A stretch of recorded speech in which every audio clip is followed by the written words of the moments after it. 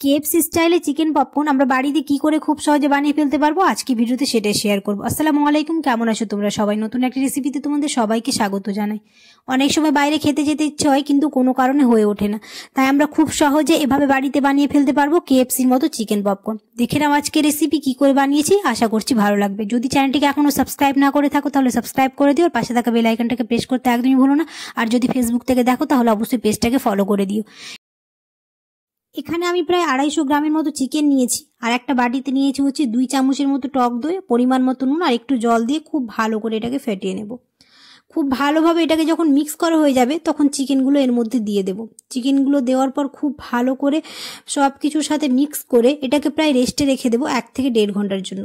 1 থেকে 1.5 ঘন্টা রেস্টে রেখে দেওয়ার জন্য চিকেনটা খুব জুসি হবে, ততক্ষণে এখানে একটা মশলা বানিয়ে নিই। তার জন্য এখানে নিয়েছি হচ্ছে পরিমাণ মতো সাধারণ নুন, বিট নুন, চিনি, চাট মশলা, আমচুর পাউডার, কাশ্মীরি মরিচের গুঁড়ো, কাসুরি মেথি আর দারচিনি। সবগুলোকে খুব ভালো করে মিক্সিতে গুঁড়ো করে নেব।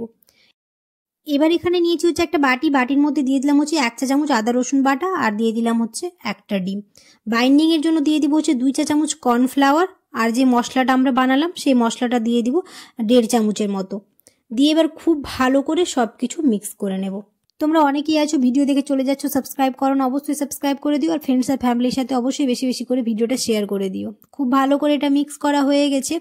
এবার যে চিকেনটা 1.5 ঘন্টা রেস্টে রেখেছিলাম সেই চিকেনটা এবার এই মশলার মধ্যে দিয়ে দেব। দেওয়ার আগে খুব ভালো করে এটা চিপে নেব যাতে একটু ওর মধ্যে জল না থাকে।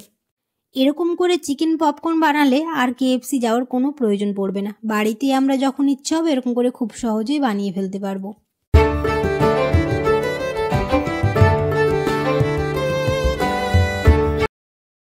এবার এই মশলাগুলোর সাথে খুব ভালো করে চিকেনটাকে ম্যারিনেট করে নেব। আমি এখানে একটু ব্ল্যাক পেপার দিয়ে দিলাম, তোমরা চাইলে নাও দিতে পারো। এখানে খুব ভালো করে চিকেনটাকে ম্যারিনেট করা হয়ে গেছে। এবার এখানে একটা ব্যাটার বানিয়ে নেব। তার জন্য এখানে নিয়েছি 1/2 কাপ ময়দা, পরিমাণ মতো নুন, একটু গোলমরিচ গুঁড়ো আর যে আমরা মশলাটা বানিয়ে রেখেছিলাম সেটা 1 চামচ দিয়ে দিলাম। এবার চিকেনগুলো এক এক করে সব ময়দার মধ্যে দিয়ে দেব, দিয়ে খুব ভালো করে ময়দার সাথে কোট করে নেব।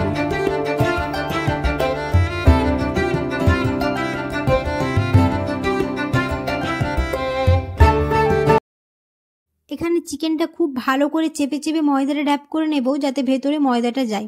এবার এখানে একটা ছাঁকনি নিয়েছি, ছাঁকনির মধ্যে এক এক করে চিকেনগুলো দিয়ে দেব।